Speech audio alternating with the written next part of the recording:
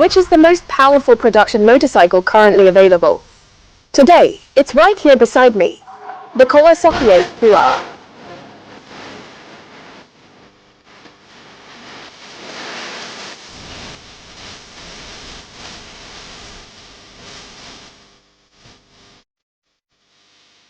Let's just state the max horsepower, 310 PS. Furthermore, it is the first production motorcycle to feature a supercharger, and it has since spawned several derivative models, such as the Kawasaki H2, H2SX, and even the Bimota Tessie H2. This mechanical supercharger is mounted on the intake side and uses a high-speed rotating impeller to compress air before feeding it into the cylinders.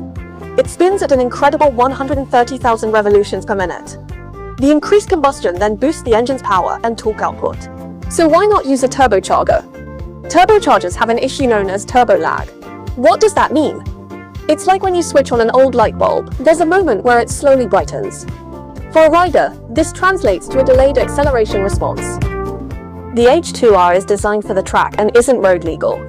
Its sibling, the H2, however, is and costs 442,000 yuan. For the specific spec differences between both models, you can compare them on our Motorcycle Circle app. Because it's set up for the track and the pursuit of ultimate performance, you can see this H2R has no headlights or mirrors.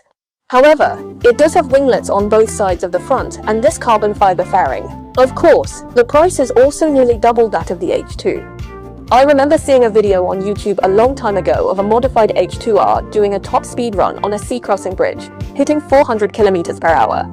It absolutely blew my young mind. I just checked, and that video now has over 60 million views on YouTube.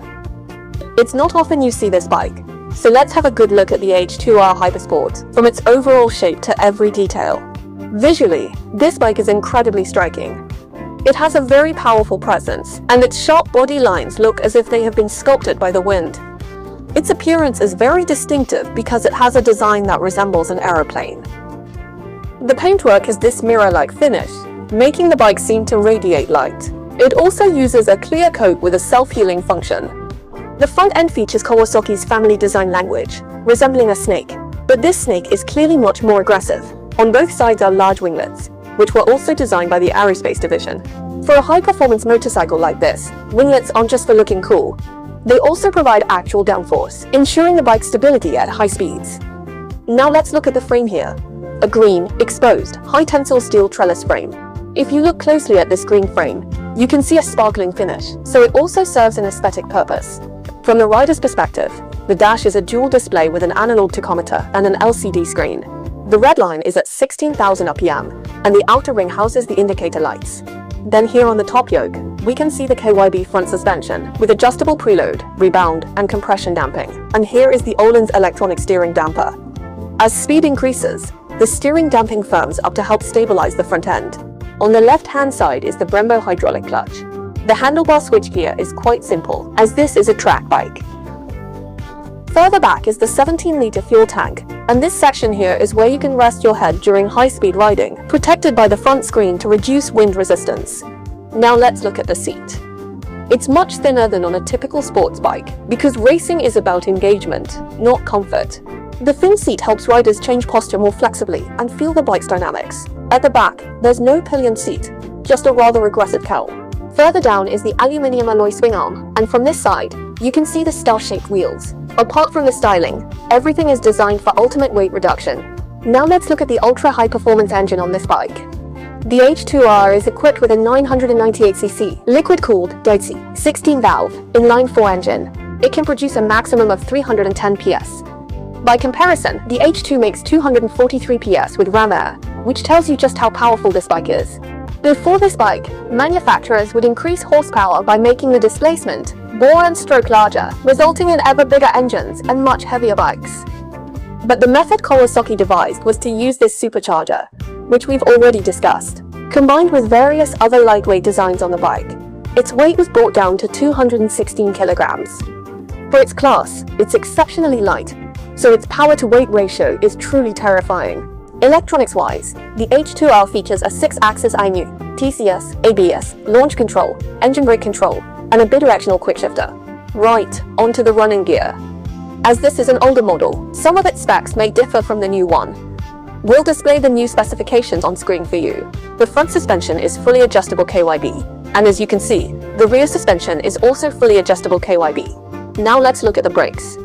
The front brakes are radially mounted Brembo M50 opposed piston calipers, paired with 330mm summer floating discs. And the master cylinder is also a Brembo radial master cylinder. The rear brake is a Brembo opposed twin piston caliper, paired with a 250mm disc. As for the tires, these have probably been changed, because the original bike uses Bridgestone Batlax V1s, whereas this one has V2s. Both front and rear are 17-inch slick tires with no tread. The specific sizes are 120/60 CR17 for the front and 200/65 CR17 for the rear. Okay, let's hop on. At 175 centimeters, with an 830mm seat height, let's check my footing and the riding position. About the front third of each foot can touch the ground. The riding position is very aggressive. It feels like you're lying flat on top of the bike. If you'd like to experience what it's like to be on a Kawasaki H2R, just like me, you can keep an eye out for Kawasaki's annual roadshow. At this point, we have more or less covered the key details of the Kawasaki H2R. In my view, the significance of this bike is not just that it is the most powerful production motorcycle. More importantly, it embodies the pursuit of technology and progress by that era's motorcycle engineers. For example, its mechanical supercharging and lightweight design.